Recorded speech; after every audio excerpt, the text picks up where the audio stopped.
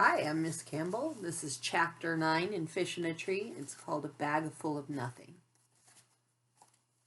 Today we're each supposed to bring in something that represents us and tell the class about it. I thought of a few things I could bring, like a can full of dirt or a bag full of nothing. Mr. Daniels asked for volunteers to go first. Shock of the century when Shay raises her hand. She gets up there with a picture of her horse, Diamond. She goes on about how she loves him and goes riding several times a week, but how it's a lot of work to take care of him. She shows us her riding helmet and fancy riding jacket, too. I guess there really isn't anything she doesn't have. Jessica brings a picture of Shay and talks about what good friends they are, which I think is funny because we're supposed to be talking about ourselves. Oliver bounces to the front of the room. His feet are never on the floor at the same time. He takes out a light bulb. I am the giver of light. Really? Mr. Daniels asks. Well, my dad is. He sells lamps. And when I grow up, I'm going to be a salesman too. I'm going to sell hangers. Hangers? Mr. Daniels asks. Yeah, because I was thinking it should be something that everyone has. Because you'd want to sell stuff that most people need. Because if you sold stuff that nobody wanted, then you wouldn't sell anything, right? And everybody needs hangers. Mr. Daniels smiles, puts his hand on Oliver's shoulder. Oliver, you're one clever boy. You know that? I haven't been in school that long, but I'm going to guess that Oliver hasn't heard that said much. He falls into his chair, which tips back, but he grabs his desk and rights himself, and he cheers for his own victory. Albert gets up next. As always, he wears the shirt with Flint on it and his bruises. He reaches into a brown paper lunch bag, and pulls out a clear jar of liquid. He clears his throat. This is a mixture of 2 parts hydrogen and 1 part oxygen molecules. Will it explode? Oliver yells. Albert does not answer. Instead, he unscrews the metal lid and drinks whatever's in it. I'm silently freaked out, but Oliver goes nuts. He drank it. Did you see that? He drank molecules. Gross. It's merely water, Albert reports. While Mr. Daniels speaks to Albert, Shay whispers to Jessica, water? Really? That's all he's got? Shay's gotten even better at being mean. Ever since Mr. Daniels kept her in for recess for making fun of Oliver, she saves her comments for when Mr. Daniels is busy or talking to someone else. This water was taken from a giant underground lake that goes on for miles and miles, Albert announces. It's the same water that dinosaurs walked through 100 million years ago, and a caveman drank. It's the same water that polar bears swam in just last year, medieval knights guzzled after battle. Oliver and most of the other boys stand, trying to get a better look at it. That's cool, Albert, Max says. Where'd you get it? Shay and Jessica smile and lean forward to look at Max. Shay calls out, yeah, Albert, where'd you get it? I got it from my kitchen sink. Huh? The same water has been here and been reused since Earth began. It's important to me because as a scientist and historian, I know that we are but a blip on Earth's timeline, a grain of sand on an entire beach of time. Kids are starting to groan. Here goes the professor again, Max says. Yeah, such a show-off, Jessica says, turning to Max. Now knock that off, Mr. Daniel says. I think Albert's idea is fascinating.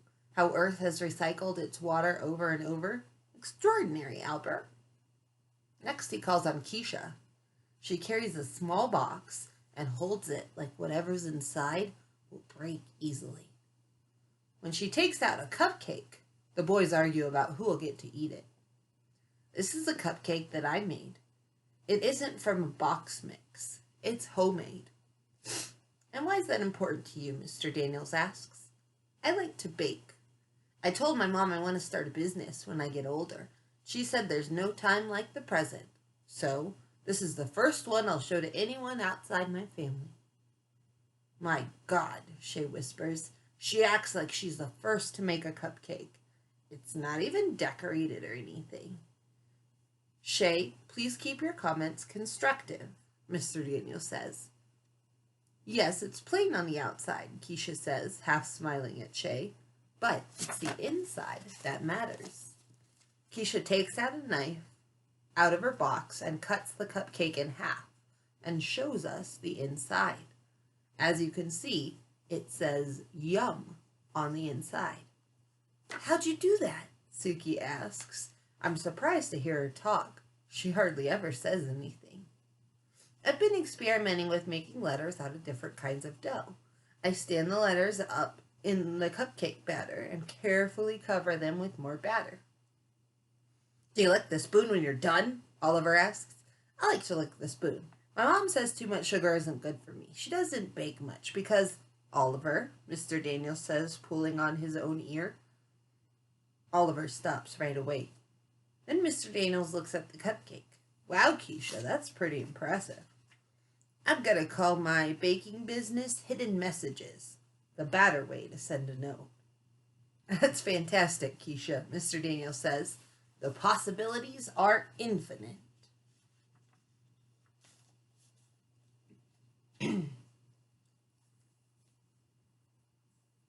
Mr. Daniels calls on Suki. She pulls out a tiny paper bag and begins to pass them out to everyone.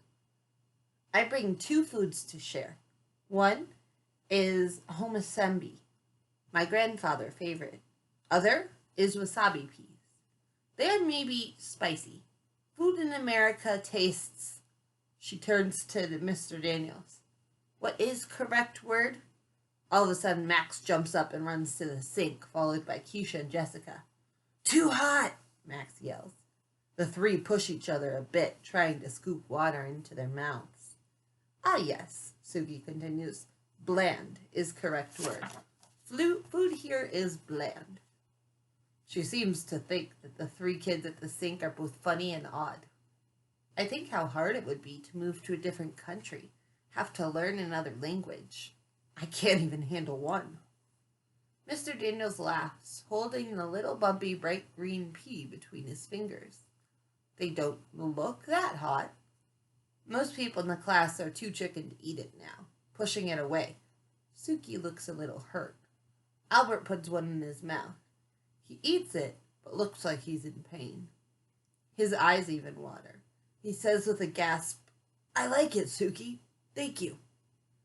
That Albert is nice. Oliver pops one in his mouth and has no reaction.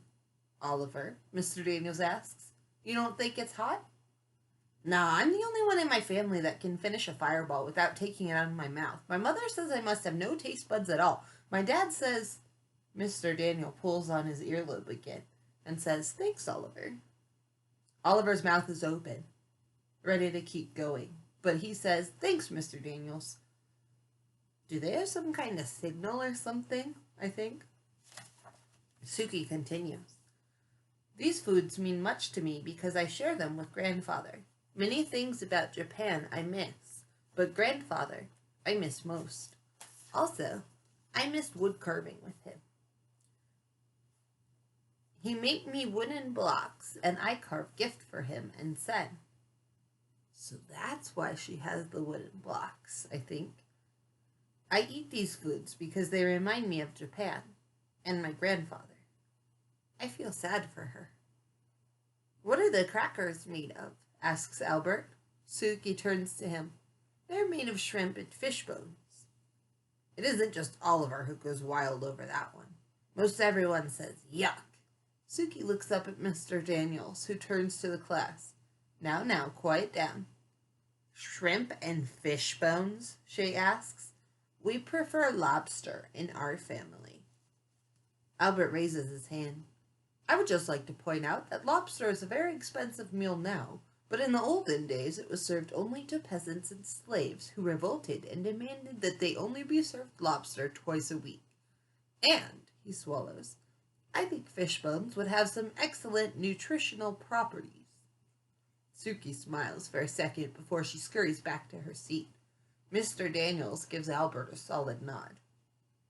Next, it's my turn. What I ended up bringing means something to me, but now I'm not sure the class would be nice about it. I decide to play it safe and say I forgot. I can tell Mr. Daniels is disappointed. Well then, do you have a pet you can tell us about? He asks. No, my mom's allergic.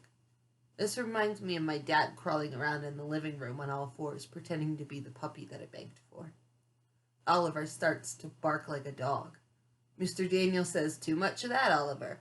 We'll have to give you dog biscuits. Better be careful. Mr. Daniels squints at me. Are you sure there's nothing you can show us? Because I have a feeling there's something. I slide my hand down into my pocket and clutch my 1943 steel penny, the object I brought in for sharing today. He watches my hand and I realize I've given myself away. So I stand and take out the penny. My dad's in the army. He's deployed right now. On the day my dad left, he gave Travis and me these pennies. I look up at Mr. Daniels. That's my big brother. He nods. In 1943, pennies looked weird because they were silver in color, like quarters. They were made of steel instead of copper because the government needed copper to make ammunition during World War II. Then in 1944, pennies went back to the usual red copper color. Anyway, I think it's cool. I do too, Mr. Daniels said, and I think it's even more cool that you told us about it. And I walk back to my seat.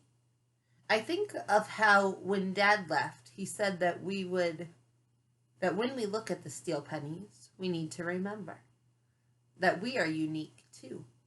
And also that things will go back to normal for us. That he'll be home before we know it. I really miss him. Mr. Daniels gives Oliver a thumbs up. I think it's cool how they have an ear-pulling signal. That way he doesn't always have to tell Oliver that he's doing something wrong in front of everyone. I know what that feels like. I'm happy Mr. Daniels cares so much. Most teachers seem to like their students to all be the same, perfect and quiet. Mr. Daniels actually seems to like that we're different. That is chapter 9. I'm curious, what did you learn about each of Allie's classmates from what they brought in? And how they responded to what others brought? What could you tell me about Suki? What could you tell me about Shay and Jessica and Albert and Keisha? Write your response in the comments.